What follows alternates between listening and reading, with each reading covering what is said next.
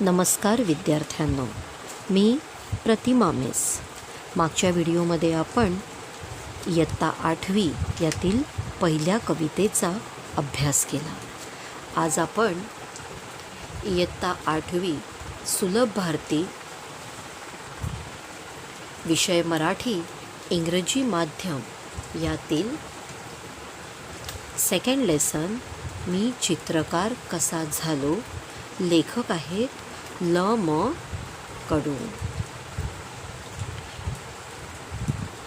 चला प्रस्तावना बघूया. मी चित्रकार कसा झालो, लेखक ल.म. कडू. आता लेखकांविषयी थोडीशी माहिती. लेखक एक प्रसिद्ध मराठी लेखक व चित्रकार देखील होते. त्यांची बालसाहित्याची सुमारे 30 पुस्तके प्रकाशित आहेत.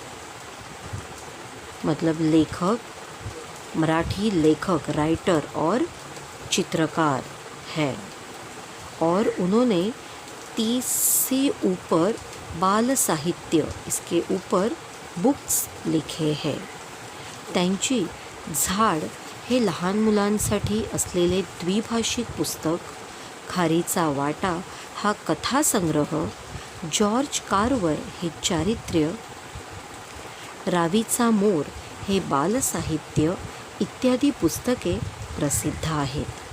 त्यांना 2017 साली खारीचा वाटा या पुस्तकासाठी साहित्य अकादमीचा बालसाहित्य पुरस्कार व 2014 साली महाराष्ट्र शासनातर्फे उत्कृष्ट वाङ्मय निर्मितीचा साने गुरुजी पुरस्कार मिळालेला है. तो बच्चों, ल.म. कडू हमारे जो लेखक हैं उन्हें साहित्य अकादमी बाल साहित्य पुरस्कार ये प्राइज़ 2017 में मिला था और 2014 में उन्हें साने गुरुजी पुरस्कार यह मिला था. तो अभी देखते हैं लेखक हमें इस पाठ में क्या बताने की कोशिश कर रहे हैं. निसर्गाच्या सानिध्यात आपल्याला आपल्यातील उपजत कला शोधण्याचे अनेक मार्ग सापडतात.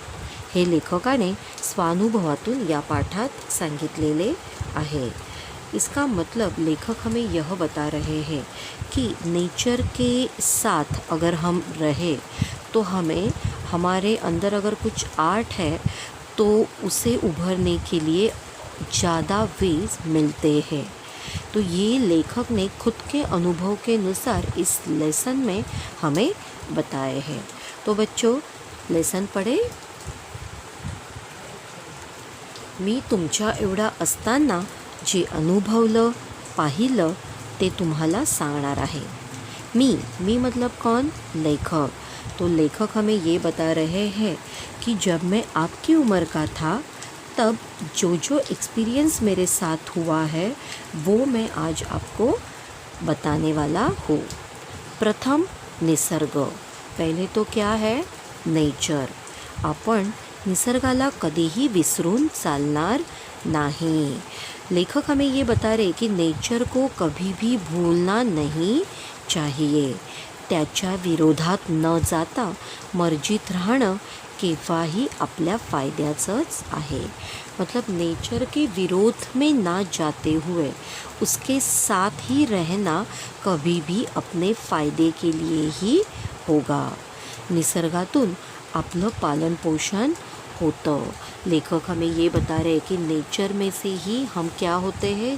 ग्रो होते हैं आणि निसर्गच आपल्याला नाना कला शिकवतो. नेचर ही हमें वैरायटीज़ और डिफरेंट स्किल आर्ट्स सिखाता है. निसर्ग ढूंढाळत रहा. मतलब नेचर को ढूंढो. तुम्हाला सर्जनाच्या वाटा आपसुकच सापडतील. मतलब आपको क्रिएटिविटी करने की जो वे है वो नेचर से ही मिलेंगे. ये हमें लेखक हमारे इस लेसन के माध्यम से बता रहे हैं. आता तुम्हाला माझीच गोष्ट सांगतो. लेखक अभी अपनी स्टोरी हमें बता रहे हैं. माझं प्राथमिक शिक्षण एका लहानशा खेड्यात झालं. मेरा जो प्राइमरी एजुकेशन है वो एक छोटे से गाव में हुआ. माझं खेडं अतिशय निसर्गरम्य आणि सुसंस्कृत होतं. लेखक क्या बता रहे कि मेरा गांव है वो बहुत ही नेचर से भरा हुआ था और सुसंस्कृत मतलब उसमें बहुत ज़्यादा कल्चर भरा हुआ था. घनदाट जंगल, दुथडी भरून वाहणारी नदी, निळे डोंगर, हिरवी रानं, अवघा आनंदी आनंद. लेखक क्या बता रहे कि मेरे गांव में क्या क्या था. तो घना जंगल था, दुथड़ी भरून वहानारी नदी मतलब ओवरफ्लो होके बहने वाली रिवर नदी, नीले डोंगर ब्लू माउंटन एंड ग्रीन सब रान मतलब जंगल, अवघा आनंदी आनंद. अवघा मतलब होल पूरा सगळा. ये क्या था, हॅपीनेस ही था. कहाँ पे, मेरे गाव में. अशा वातावरणात माणसातील सर्जनशीलता उफाळून आली नाही तर नवलच. तो ऐसे क्लाइमेट में अगर मनुष्य के अंदर कुछ क्रिएटिविटी है तो उसे तो ऊपर आना ही आना है, ऐसे लेखक बता रहे हैं. माझा एक मित्र होता.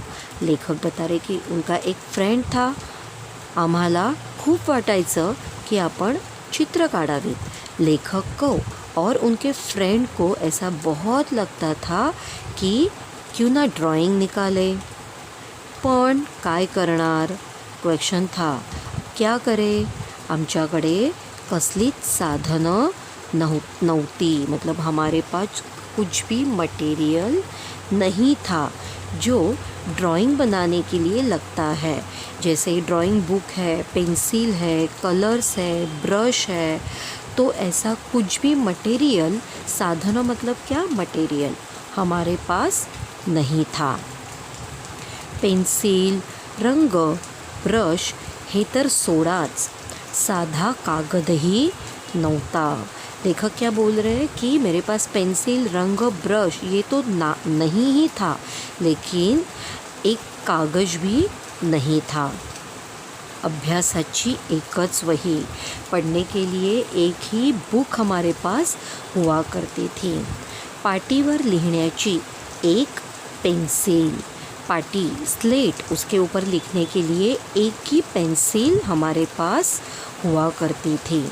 तिचे तुकडे झाले तरी सांभाळून वापरावी लागायची. मतलब अगर वो टूट भी गई तो भी उसे केयरफुली ही यूज करना पड़ता था, क्योंकि दूसरी मिळण्याची शक्यता नव्हती. दूसरी पेंसिल मिले ऐसा चान्स ही नहीं था. सगळ्यात मोठी अडचण किंवा धाक असा होता कि लेखक बता रहे कि सबसे बड़ी दिक्कत ये थी कि चित्र काढलेली ना मास्तरांना आवडायची ना घरातल्यांना. वात्रटपणा वाटायचा. मतलब ड्राइंग बनाना ये ना टीचर को पसंद था और ना ही घर के लोगों को. उन्हें ऐसा लगता था कि ये बच्चे क्या कर रहे हैं, मस्ती कर रहे हैं. तो ये करना, ड्राइंग बनाना किसे पसंद नहीं था. वैशाख महिन्यातलं ऊन करपवून टाकणारं असायचं. वैशाख महिना मतलब मराठी दूसरा महीना, the second month of Hindu calendar. तो उसमें बहुत ज़्यादा धूप होती है. आम्ही गावातील सगळी मुलं नदीच्या डोहात जाऊन पडायचो. मतलब गांव के सब बच्चे हम क्या करते थे, नदी, रिवर का पानी जिसमें भरा हुआ होता है उसे क्या कहते हैं, डोह. A very deep part in a river, उसे क्या कहते हैं, डोह. उसमें जाके हम बच्चे एंजॉय करते थे.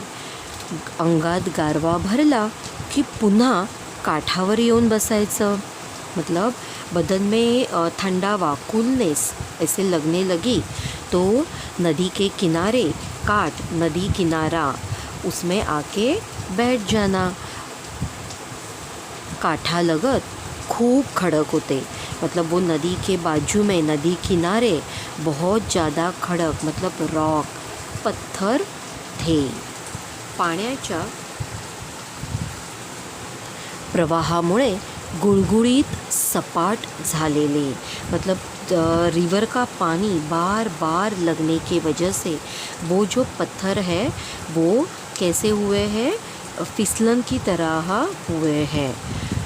एंड बहुत ही प्लेन सरफेस उसका हुआ है, लांब रुंद पसरलेले.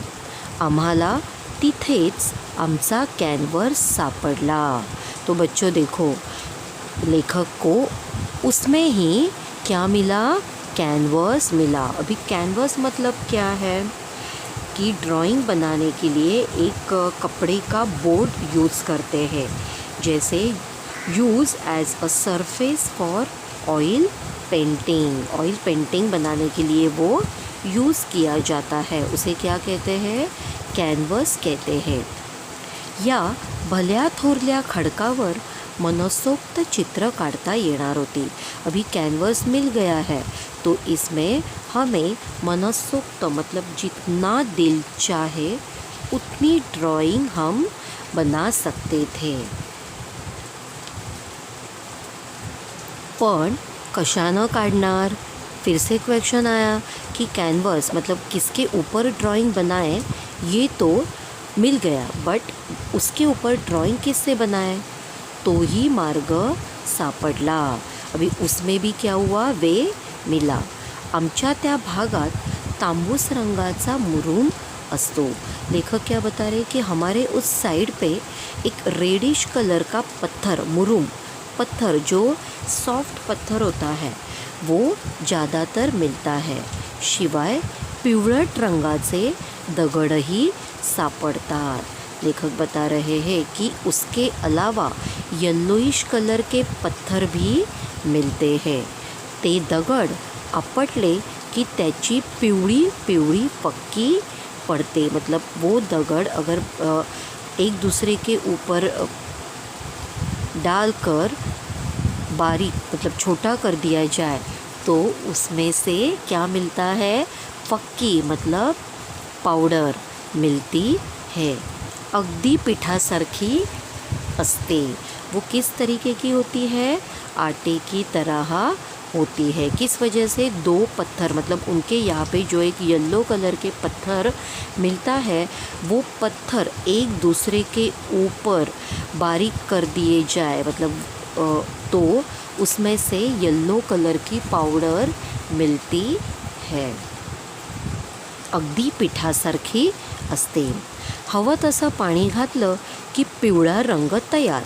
उसके अंदर जितना चाहिए उतना अगर पानी मिला दिया जाए तो कौन सा कलर मिलता है, येलो कलर मिलता है.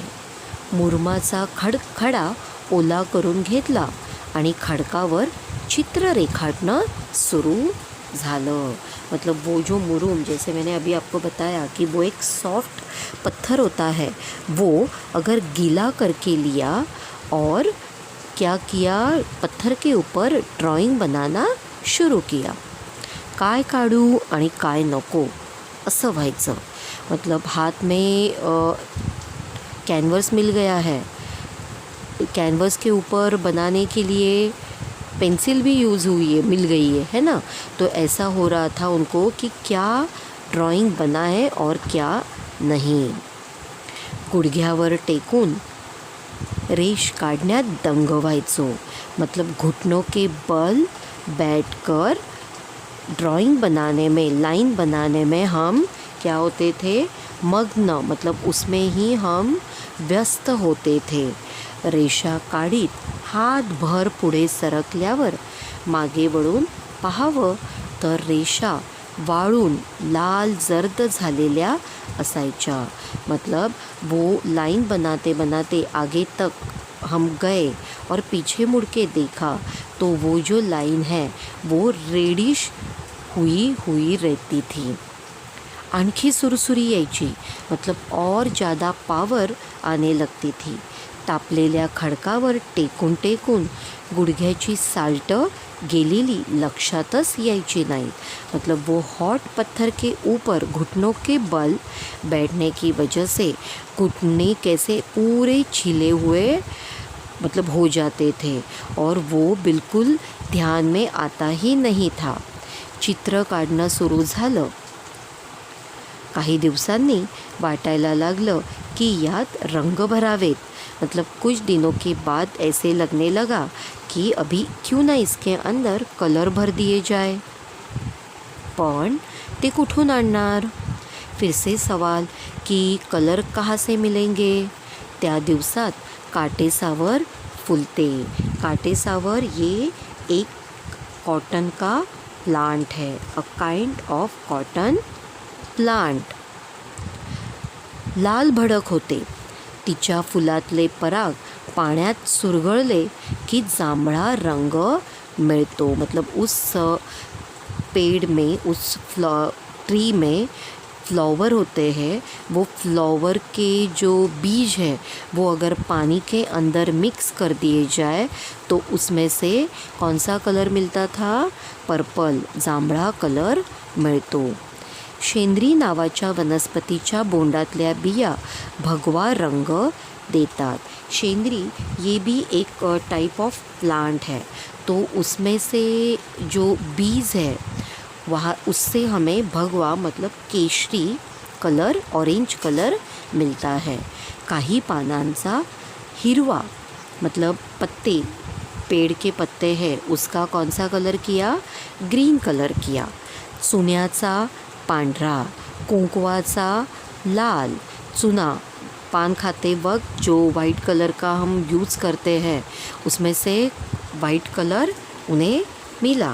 कुंकू जो माथे पे लगाने वाला कलर होता है, पहले के ज़माने में लेडीज़ वहाँ वो यूज़ करते थे, बिंदी की जगह पे कुंकू यूज़ करते थे. तो उससे लेखक को लाल कलर मिला. आणि दगडाचा पिवळा होताच. जो पत्थर है येलो कलर के वो तो मिला ही था पहले ही. बांबूची कोवळी काडी घेऊन पुढचं टोक ठेचलं कि त्याचा ब्रश व्हायचा. बाम्बू ये भी एक प्लांट है. वो उसका अगर सॉफ्ट लकड़ी लिया और वो अगर पत्थर से आगे की तरफ से पतला सा कर दिया तो उसका क्या मिल गया उनको? ब्रश मिल गया. तहान भूक हरपून आम्ही दगडावरची चित्र रंगवत बसायचो.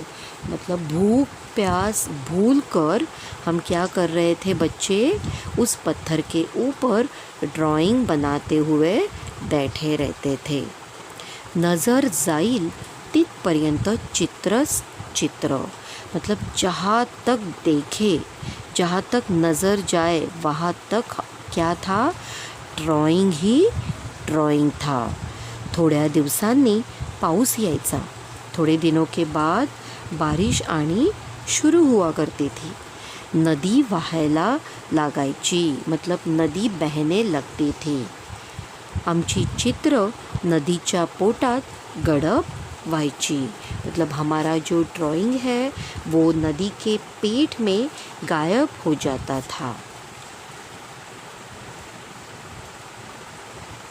अभी लेखक जो बता रहे हैं कि मी जे काही व्यक्तिगत सांगतो आहे ते एक उदाहरण आहे. लेखक बता रहे हैं कि मैं जो कुछ भी आपको व्यक्तिगत पर्सनल बता रहा हूँ ये एक एग्जाम्पल है. निसर्ग आपल्याला किती परीने देत असतो, कि नेचर हमें कितना देता है और क्या क्या देता है ते लक्षात येईल. ये आपको अभी ध्यान में आया होगा. मला इतकंच म्हणायचं आहे की साधनं नाहीत म्हणून अडून बसण्याचं कारण नाही, कि हमारे पास मटेरियल नहीं है ये कहकर आपको चुप बैठना नहीं है. तुमच्या इच्छा तीव्र असतील तर साधनांशिवाय साधना करता येते।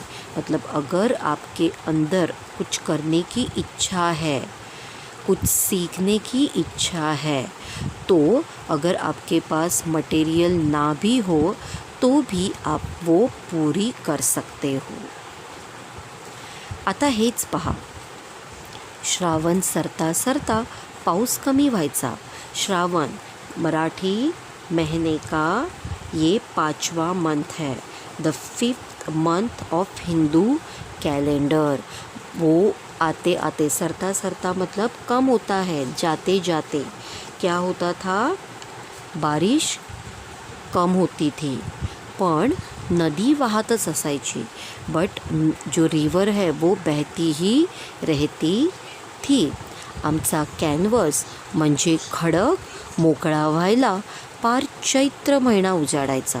मतलब हमारा जो पत्थर है, जो हमने कैनवस की तरह उसे यूज़ किया है, वो क्लियर होने के लिए चैत्र महीना मतलब कौन सा, मराठी महीने का फर्स्ट मंथ। मराठी कैलेंडर में फर्स्ट मंथ कौन सा है, चैत्र। तो हमारा कैनवस क्लियर होते होते कौन सा महीना आता था, चैत्र महीना आ जाता था। तोवर काय करायचं। तो अभी लेखक के सामने क्वेश्चन था कि तब तक क्या करें। त्यातूनच आम्हाला मातीचा नाद लागला।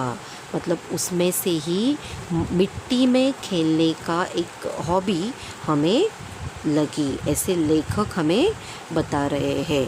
नाद मतलब क्या, छंद, आवड, हॉबी। लाल भडक मऊशार माती हाताला लोण्यासारखी वाटायची।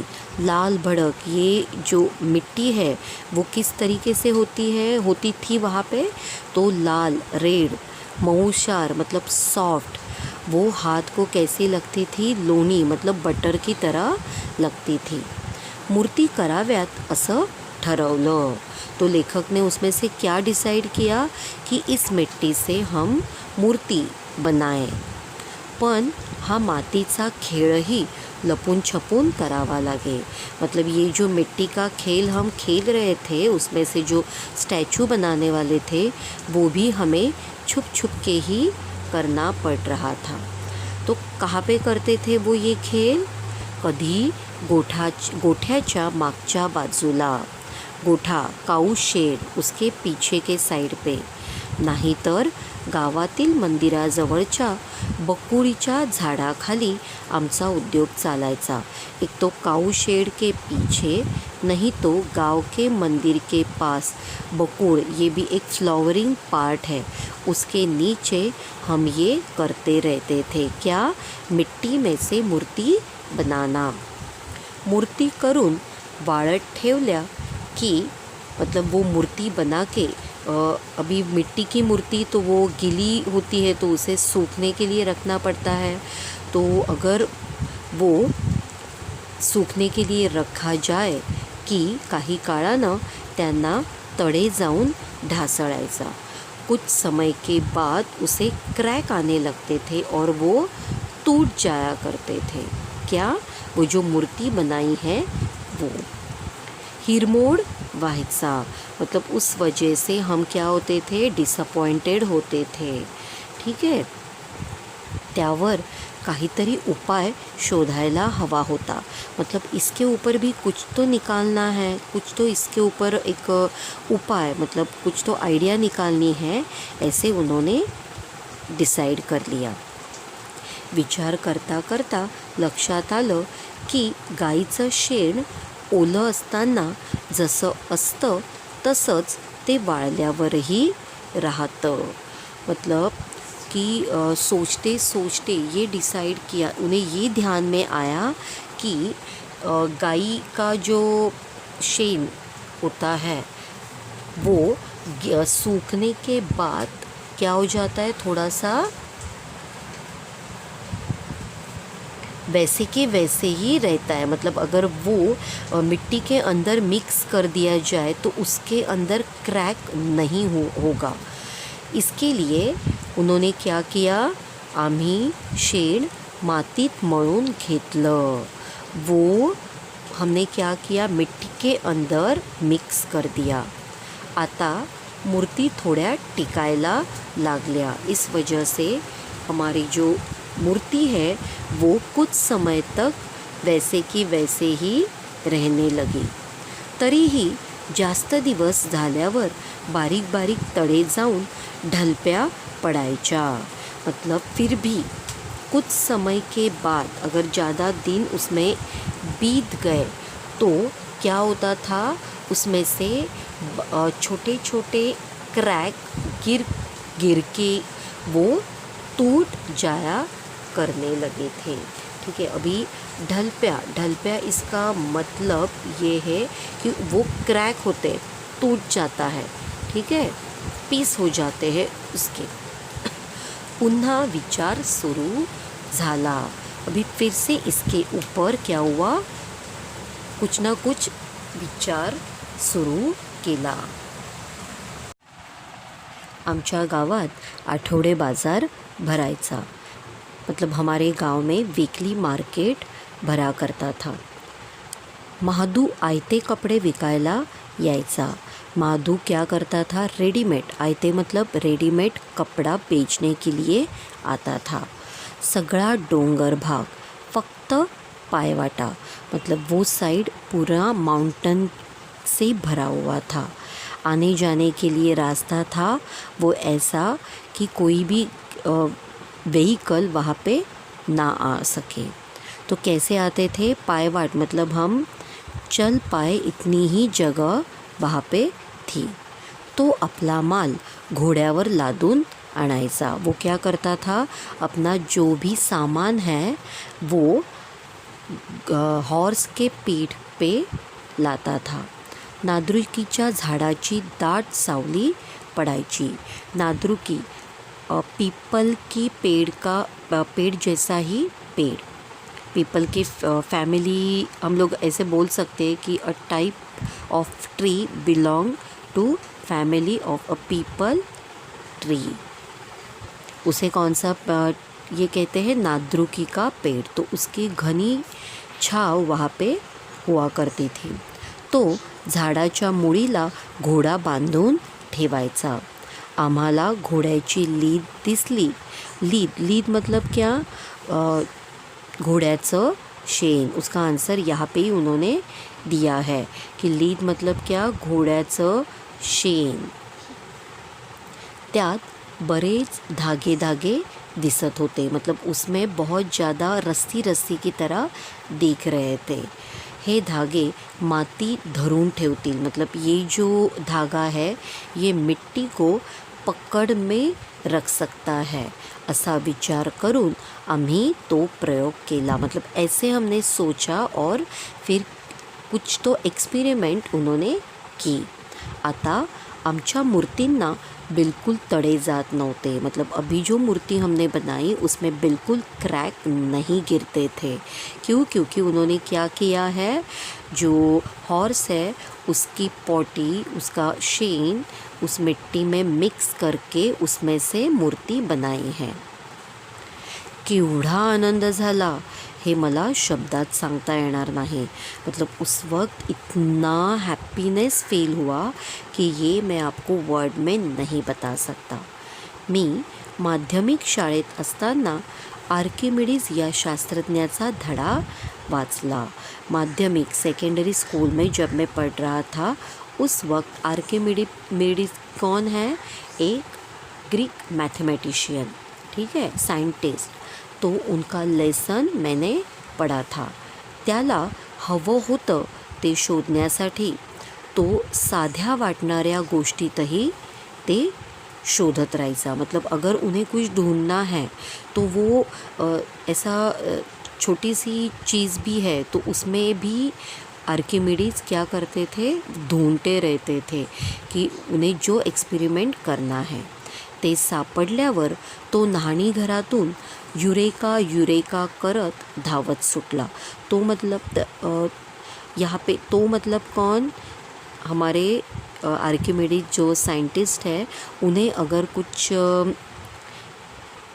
एक्सपेरिमेंट के लिए तरीका मिला तो उन्होंने क्या किया था, नानी घर मतलब बाथरूम, उसमें से यूरेका यूरेका ऐसे कहते हुए वहाँ से दौडके हुए आए थे. तेव्हा माझ्या लक्षात आलं की आपल्यालाही तेवढाच आनंद झाला होता. मतलब ऐसे अभी मेरे भी ध्यान में आया है कि मुझे भी उतना ही हॅपीनेस हुआ है जेव्हा मूर्तींना तडे जाण्याचं थांबलं होतं, जिस वक्त मूर्ति को क्रैक होना बंद हुआ था. आपल्यापुरता का होईना पण तो एक शोध होता.